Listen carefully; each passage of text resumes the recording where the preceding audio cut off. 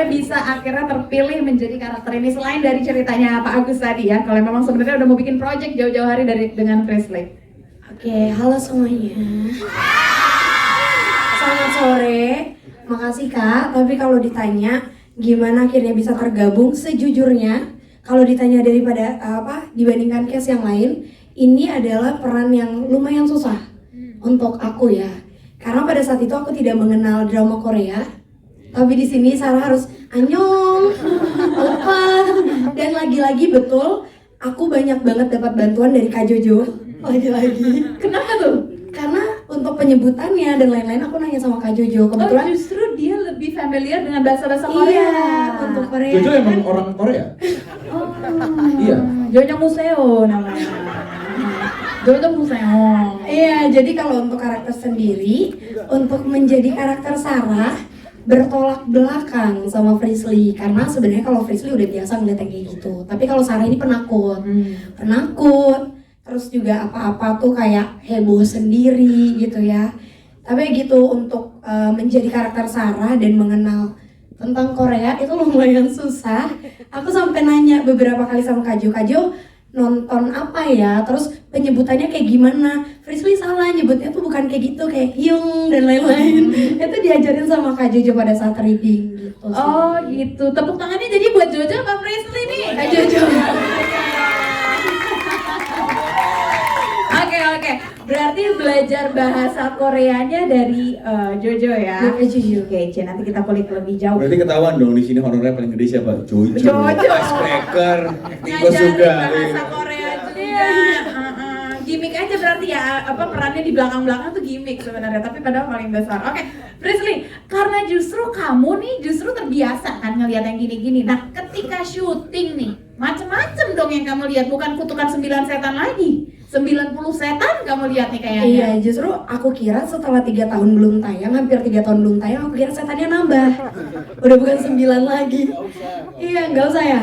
Tapi memang kalau ditanya tentang apa yang aku lihat, memang biasanya sebelum maghrib atau mendekati maghrib kita tuh ngobrol antara aku sama tim, sama kru dan semuanya. Kita ngobrol kayak, ini aman gak ya di sini kita take-nya di scene ini, di lokasinya tuh di titik ini gitu. Dan aku juga sebelumnya sudah pernah syuting langsung di sana, sudah pernah nginep juga di sana. Jadi memang adanya komunikasi antara aku sama mereka. Tapi yang aku gak nyangka adalah badan yang dipilih untuk komunikasi itu malah badannya Fadlan lagi-lagi. Oh, karena gitu. beneran. Jadi pada saat syuting yang megangin Fadlan itu bukan 1-2 orang. Kalau kamu ingat, yang megangin itu 6 sampai lebih. Megang nih maksudnya apa nih? Dia tuh agak nangis dan teriak-teriak. Jadi kayak dia ngerasa badannya panas dan lain-lain, dan itu pada megangin rame-rame. Dan kita tuh kayak, masa iya harus serame ini yang megang gitu. Karena memang kita nggak bisa nge-handle itu gitu. Dan bukan cuma dari aku atau bantuan tim untuk mengeluarkan dan komunikasi, tapi kita memanggil orang asli sana ya Pak ya. Orang asli sana yang paham untuk komunikasi. Ada apa nih, kenapa sampai seperti itu gitu. Jadi kalau dibilang kutukan 9 setan, kayaknya memang sebagai pemain sempat kita dikutuk kayaknya. Dan kutukannya itu tersalurkannya via Fadlan. Nggak ngomong, ini berdasarkan cerita Kak Fadlan, maaf ya Kak Fadlan. Oke, tepuk tangan sekali lagi dong untuk Frisley. Jadi sebenarnya kalau di lokasi sendiri sebenarnya memang udah ada komunikasi antara aku sama tim lagi-lagi. Aku ngasih tahu kalau sebenarnya paling kurang menerima kehadiran kita tuh yang dari basement. Jadi kalau kalian juga pernah datang ke tempat itu asli dan memang itu juga tempat wisata, kebetulan lokasi basement itu adalah lokasi dari almarhum Pak Boska sendiri. Dia tuh suka banget untuk mengurung diri dan membaca buku.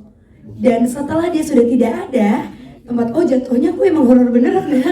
Maaf ya, tapi beneran. Setelah dia udah tidak ada, ternyata tempat itu memang dihuni sama makhluk yang kurang, energinya itu tidak positif gitu. Jadi pada saat syuting, aku kasih tahu ke tim kalau ada beberapa benda yang tidak boleh dipindahkan. Dan memang pada saat mau syuting adegan ke bawah, ada benda yang dipindahkan. Sebenarnya itu alasan kenapa Fadlan itu bisa kena komunikasinya.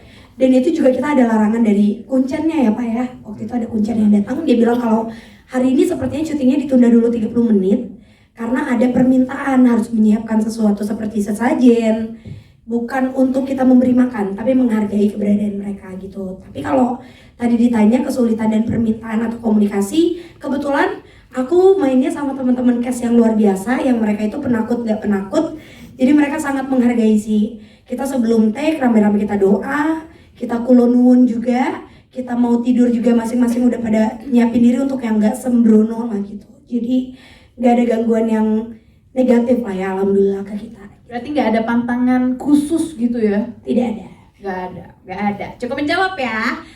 Oke, teman-teman, terima kasih sekali lagi. Mohon maaf banget Mas, karena waktunya sudah terbatas. Kita harus masuk ke sesi